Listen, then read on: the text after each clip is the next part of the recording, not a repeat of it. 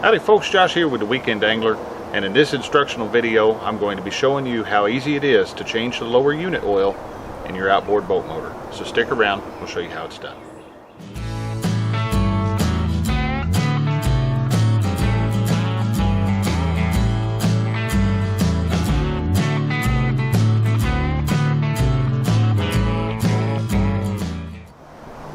Alright folks, if you own a boat, you want it to run correctly. One of the most important things you can do is keep it maintained. And keeping it maintained means you need to keep your lower unit oil changed. At the very minimum, you need to be doing it twice a year. That's in the fall and in the spring. Now, we're going to be doing that today. We'll show you the products we're going to be using. I'll put links to these products in the description of this video. First thing, we're going to be using a C-Sense pump. This attaches to a quart bottle of lower unit oil, and it allows you to pump that up into the lower unit. I'm running a Mercury 200 outboard here. We're going to be using Mercury Quicksilver High Performance Gear Lube. This is the SAE 90. And other than these two products, we're going to need a standard screwdriver, some paper towels, a basin to collect the used oil, and a couple latex gloves just to stay clean. So guys, I'm going to get everything in position. I'll show you how easy it is to get this lower unit oil changed, and that way you guys can start doing it yourselves.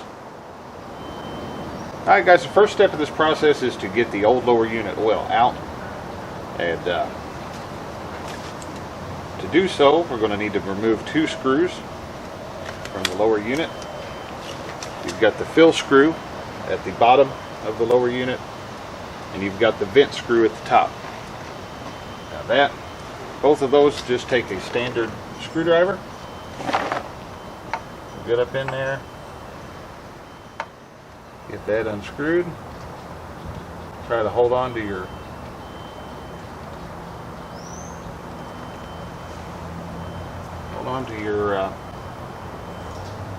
drain screw, set it to the side. And the next screw we're going to be taking out is the vent screw. It's located up at the top of the motor, and it actually is labeled vent. And as soon as we take that out, this thing's really going to start going. While that's draining out, we're going to inspect this drain screw. It does have a little bit of filings on it, but nothing too awful bad.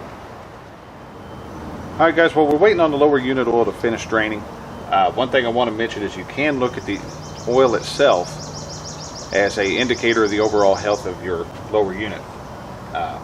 If you start to see a milky colored oil, looks like a milkshake, maybe some gray, that's indicative of water intrusion.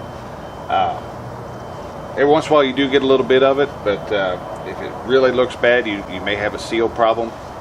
Sometimes you can get monofilament fishing line or something wrapped around the prop. If you don't get that off, over time that can work on the prop shaft seal, let you get some water inside the lower unit. So this is a good thing to check. This oil's coming out pretty good colored. I don't believe we have any water issues. Alright guys, one thing I forgot to mention is when you remove your vent and drain plugs from your lower unit, take a moment to inspect the seals. This one has a replacement seal on it. It's still rather flexible. It's still in good shape. A lot of these motors are going to have a fiber washer there, and just over time that begins to degrade. That is crucial for maintaining a good seal on your lower unit. If that is damaged at all, replace it. Guys, it's a 5-cent part as opposed to a new lower unit. Make sure you keep these washers in good shape. That thing is just about finished draining, so we're going to get back to it and we'll show you how to fill this thing. Alright folks, our lower unit is pretty well empty. It still is dripping a little bit, but we're ready to go ahead and fill it with the new oil. And to do so, to make it the easiest way possible, we're going to be using one of these C-Sense pumps. These come in a package. They're about $5 or $6. Like I said, I'll post a link to it in the description of this video.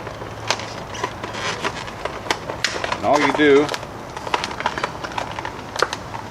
is remove the pump assembly and a little tube. If you happen to have a Yamaha motor, this does come with a adapter for your Yamaha lower unit. Johnson, Everbird, Mercury, you guys don't need that adapter. So shove that tube down into the pump assembly here. And we're going to be using this Quicksilver SAE 90 high performance gear lube in this motor. Make sure you follow your manufacturer's recommended oil. Use what they want you to use. Mercury actually has two different ones, and they have a cutoff at about 90 horsepower. So make sure you're getting the right one for your motor. Pump is extremely easy to use. It just threads straight onto that bottle. And this tube down here at the end, this little yellow nozzle, I'll show you that it's threaded. Now that is threaded to go into the fill screw of the lower unit. Get that tightened in there all the way.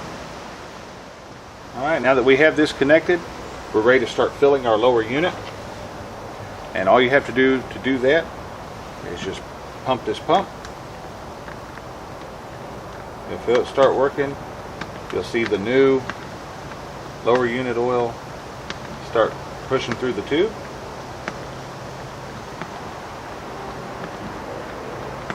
Slowly pump that. And what you're going to be waiting for is when this thing is full of lower unit oil, we're going to see it start coming out of this vent screw hole up here. Now this V6 outboard, it's not going to take this whole quart.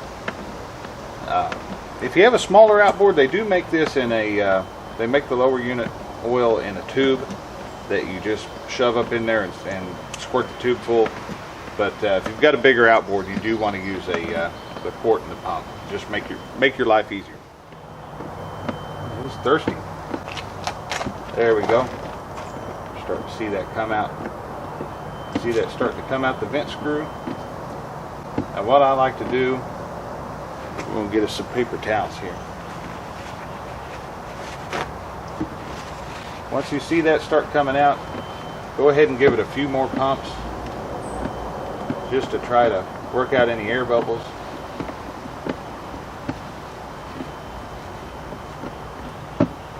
And then what you're going to do, you're going to go ahead and get your screwdriver and very quickly get your vent screw put in, tighten it down. Once that's tightened down, we need to remove the hose from the lower unit and we'll put our magnetic drain screw in. Now guys, by putting that vent screw in first, it kind of seals this to where this lower unit oil don't come just rolling out. If you have your vent screw in and you undo this pump and your lower unit oil just takes off like crazy, then you do want to do some checking because you may have a seal leak somewhere in this lower unit. So we'll get that wiped down. We'll check our screws for tightness one more time. Vent screw's good.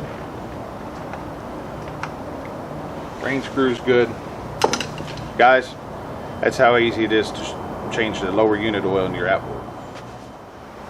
Well folks, that brings us to the end of this video. I hope I was able to show you just how easy it is to change your own lower unit oil. That's something you can do to help maintain your outboard, keep it on the water instead of in the shop. Like I said, that's something you want to be looking at doing in the fall before you put your boat away for storage. You also want to be doing that in the springtime when you bring your boat out of storage, and that's at a minimum. If you're using your boat every weekend, you're going to have your need to change your lower unit oil a bit more often. Check your specific manual for your outboard. It'll let you know your service interval. Guys, as always, I want to thank you for watching my videos. Please take a moment to hit that like button, share, subscribe, and if you're on a mobile device, hit the little bell. It's located on the lower right hand corner of your screen, and that'll let you know anytime I post a new video or go live. Guys, we'll finish getting this all set up.